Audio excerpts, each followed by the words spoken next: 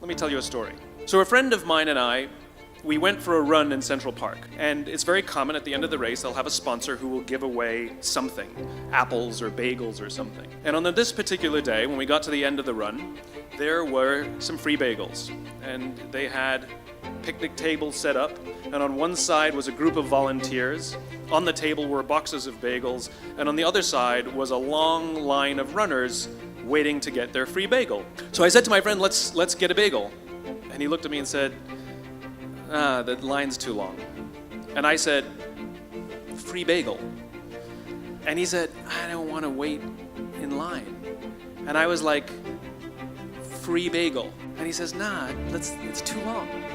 And that's when I realized that there's two ways to see the world. Some people see the thing that they want, and some people see the thing that prevents them from getting the thing that they want. I could only see the bagels. He could only see the line. And so I walked up to the line. I leaned in between two people, put my hand in the box, and pulled out two bagels. And no one got mad at me, because the rule is you can go after whatever you want. You just cannot deny anyone else to go after whatever they want. Now, I had to sacrifice choice. I didn't get to choose which bagel I got. I got whatever I pulled out, but I didn't have to wait in line. So the point is you don't have to wait in line. You don't have to do it the way everybody else has done it. You can do it your way. You can break the rules. You just can't get in the way of somebody else getting what they want. That's rule number one. Rule number two. In the 18th century, there was something that spread across Europe and eventually made its way to America called puerperal fever, also known as the Black Death of childbed. Basically what was happening is women were giving birth and they would die within 48 hours after giving birth. This Black Death of childbirth was the ravage of Europe, and it got worse and worse and worse over the course of over a century. It was as high as 70% of women who gave birth who would die as a result of giving birth. But this was the Renaissance. This was the time of empirical data and science, and we had thrown away things like tradition and mysticism. These were men of science, these were doctors.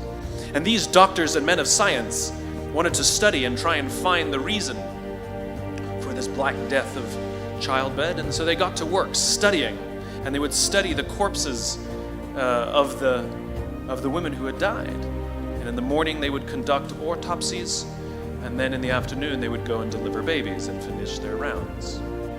And it wasn't until somewhere in the mid-1800s that Dr. Oliver Wendell Holmes, father of Supreme Court Justice Oliver Wendell Holmes, realized that all of these doctors who were conducting autopsies in the morning weren't washing their hands before they delivered babies in the afternoon. And he pointed it out and said, guys, you're the problem.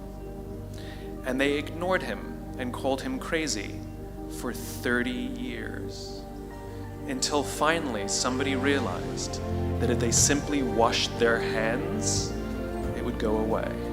And that's exactly what happened. When they started sterilizing their instruments and washing their hands, the Black Death of childbed disappeared. My point is, the lesson here is, sometimes you're the problem. We've seen this happen all too recently with our new men of science and empirical studiers, and these men of finance, who are smarter than the rest of us until the thing collapsed. And they blamed everything else except themselves. And my point is take accountability for your actions. You can take all the credit in the world for the things that you do right, as long as you also take responsibility for the things you do wrong. It must be a balanced equation. You don't get it one way and not the other. You get to take credit when you also take accountability. That's lesson 2. Lesson 3, take care of each other. The United States Navy SEALs are perhaps the most elite warriors in the world. And one of the SEALs was asked, who makes it through the selection process? Who is able to become a SEAL? And his answer was, I can't tell you the kind of person that becomes a seal. I can't tell you the kind of person that makes it through buds. But I can tell you the kind of people who don't become seals. He says the guys that show up with huge, bulging muscles, covered in tattoos, who want to prove to the world how tough they are, none of them make it through. He said the preening leaders who like to delegate all their responsibility and never do anything themselves, none of them make it through. He said the star college athletes who've never really been tested to the core of their being, none of them make it through. He says some of the guys that make it through are skinny and scrawny. He said some of the guys that make it through, you will see them shivering out of fear. He says, however, all the guys that make it through, when they find themselves physically spent, emotionally spent, when they have nothing left to give physically or emotionally, somehow, some way, they are able to find the energy to dig down deep inside themselves, to find the energy to help the guy next to them. They become seals, he said. You want to be an elite warrior. It's not about how tough you are. It's not about how smart you are. It's not about how fast you are. If you want to be an elite warrior, you better get really, really good at helping the person to the left of you and helping the person to the right of you. Because that's how people advance in the world. The world is too dangerous and the world is too difficult for you to think that you can do these things alone. If you find your spark, I commend you. Now, who are you going to ask for help, and when are you going to accept help when it's offered? Learn that skill. Learn by practicing helping each other. It'll be the single most valuable thing you ever learn in your entire life. To accept help when it's offered and to ask for it when you know that you can't do it. Lesson 4. Nelson Mandela is a particularly special case study in the leadership world because he is universally regarded as a great leader. He was actually the son of a tribal chief. And he was asked one day, how did you learn to be a great leader? And he responded that he would go with his father to tribal meetings. And he remembers 2 things when his father would meet with other elders. 1, they would always sit in a circle. And 2, his father was always the last to speak. You will be told your whole life that you need to learn to listen. I would say that you need to learn to be the last to speak. I see it in boardrooms every day of the week. Even people who consider themselves good leaders, who may actually be decent leaders, will walk into a room and say, here's the problem, here's what I think, but I'm interested in your opinion, let's go around the room. It's too late. The skill to hold your opinions to yourself until everyone has spoken does 2 things. 1, it gives everybody else the feeling that they have been heard. It gives everyone else the ability to feel that they have contributed. And 2, you get the benefit of hearing what everybody else has to think before you render your opinion. The skill is really to keep your opinions to yourself. If you agree with somebody, don't nod yes.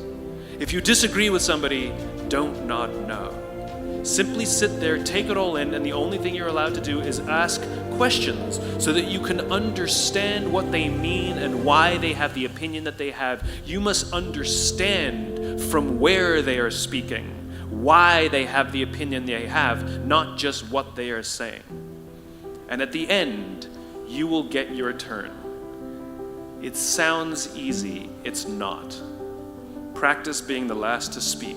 Number 5, my favorite one of all, true story. There was a former Undersecretary of Defense who was invited to give a speech at a large conference, about 1,000 people. And he was standing on the stage with his cup of coffee and a styrofoam cup, giving his prepared remarks with his PowerPoint behind him. And he took a sip of his coffee and he smiled and he looked down at the coffee. And then he went off script. And he said, last year I spoke at this exact same conference. Last year I was still the undersecretary. And when I spoke here last year, they flew me here business class. And when I arrived at the airport, there was somebody waiting for me to take me to my hotel. And they took me to my hotel and they had already checked me in and they just took me up to my room. And the next morning I came downstairs and there was someone waiting in the lobby to greet me and they drove me to this here same venue. They took me through the back entrance and took me into the green room and handed me a cup of coffee in a beautiful ceramic cup. He says, I'm no longer the undersecretary. I flew here coach. I took a taxi to my hotel and I checked myself in. When I came down the lobby this morning, I took another taxi to this venue. I came in the front door and found my way backstage, and when I asked someone, do you have any coffee? He pointed to the coffee machine in the corner, and I poured myself a cup of coffee into this here styrofoam cup. He says the lesson is, the ceramic cup was never meant for me. It was meant for the position I held. I deserve a styrofoam cup. Remember this. As you gain fame, as you gain fortune, as you gain position and seniority, people will treat you better. They will hold doors open for you. They will get you a cup of tea and coffee without you even asking. They will call you sir and ma'am, and they will give you stuff. None of that stuff is meant for you. That stuff is meant for the position you hold. It is meant for the level that you have achieved of leader or success or whatever you want to call it. But you will always deserve a styrofoam cup.